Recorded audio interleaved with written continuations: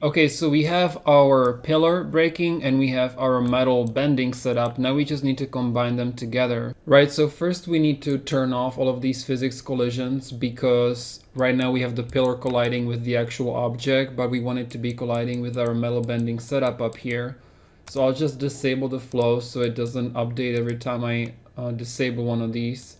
And let's just go through it and disable all of these physics collisions for our pillar. So that should be good, and we can enable the flow again. Now let's hide the tanker, and maybe we can just leave that off and go back to our metal bending setup here, enable it, and let's enable the display so we can see everything once more.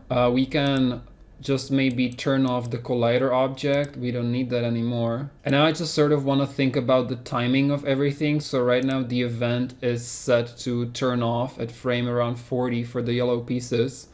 But I think that the pillar actually hits it later. So let's see when. So the pillar hits it at around frame 41. So I think I want to turn this off at maybe around frame 55 or something like that. So time test value 55, and for this time test I'll do 55 as well, and we can always change that later if it's not working. Alright, so now that we've updated the time test, the yellow pieces are active longer, which means that now they're being affected by the cylinder as they should. However, it looks like the cylinder is way too heavy now and it's just completely destroying our setup here. And it's because right now the cylinder is made up of a lot more pieces, and all of those pieces have a mass of 1,000, right? So combined, it just, Tyflow is reading it as a much heavier object than what we had before.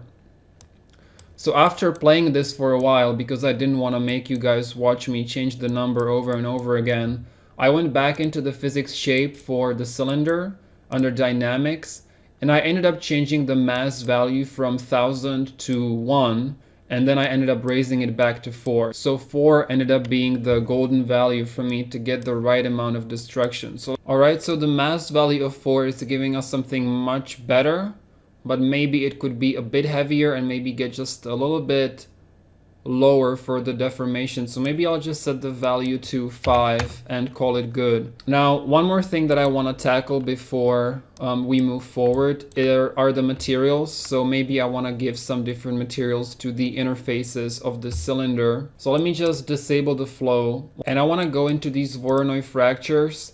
And similar to what we did with the building destruction, I'll go under the fracture, say override CapMat ID, and set the ID to 2. And I want to do these for all of these Voronoi fractures here.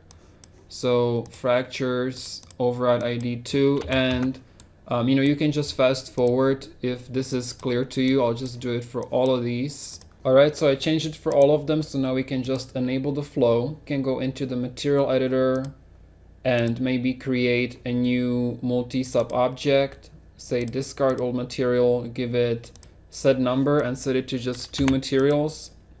The first material is just going to be our outside cylinder, so maybe that can be like a darker concrete, so maybe something like this. And the inside, maybe I want to be lighter, so we can say copy and call this fractures, and this one outside. And so for the fractures, I can just change the color to something lighter. And by the way, you can just change the color just by clicking on this square here too. You don't have to actually go inside of the material. So now I should be able to just apply this straight to Tyflow, and everything will have the darker material. You can see that all of the inner fractures of all of our fragments have the lighter material applied to them, so that's all good. And we can also use this for the Phoenix smoke later on if we want to. So now I can just unhide my type particle skin for the tanker. So unhide by name and tanker particle skin. And I can go back in here and just disable the display for the tanker. So it updated and everything is looking good. And let me just play it for you guys. So this is our final result as of right now for the pillar destruction and the metal bending. I love how it just breaks off and the middle piece just stays here. That's pretty cool. So that's it for now. In the final lesson, we're going to add some Phoenix smoke to this. And in the next lesson, we're going to add the cables that are broken off as the pillar falls over.